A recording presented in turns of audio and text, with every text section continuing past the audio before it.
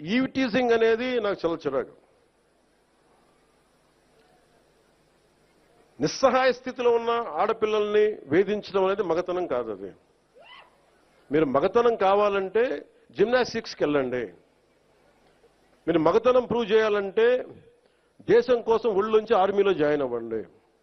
ఆడపిల్లల్ని ఏడిపించి అది మగతనం అంటే తొక్కి నారత్తిస్తాం, పిచ్చ పిచ్చ వేషాలు వేస్తాం. ఎందుకంటే ప్రతి ఇంట్లో ఆడపిల్లలు ఉన్నారు. తల్లి లేకుండా మనుగడ లేదు సృష్టిలో. మీరు ఆడబిడ్డలకి పోలీస్ శాఖ కూడా నేను చాలా బలంగా చెప్తా ఉన్నాను. ఇంకొకసారి నాకు ఈవ్ టీజింగ్ అనేది నాకు కనిపించకూడదు పిఠాపురంలో. This is my directive. ఎందుకంటే నా నియోజకవర్గాన్ని నేను సవ్యంగా చేసుకోలేనప్పుడు, నా నియోజకవర్గాన్ని నేను సరిగ్గా కాపాడుకోలేను, నా డిప్యూటీ ముఖ్యమంత్రి పదవి దేనికి, అధికారులు ఉండడం దేనికి?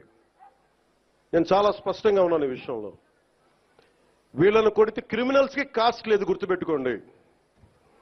తప్పులు చేసి కులాల వెనక దాక్కుంటే బయటికి తీసుకొస్తాం, గుర్తుపెట్టుకో. కులాల వెనక దాక్కోకండి.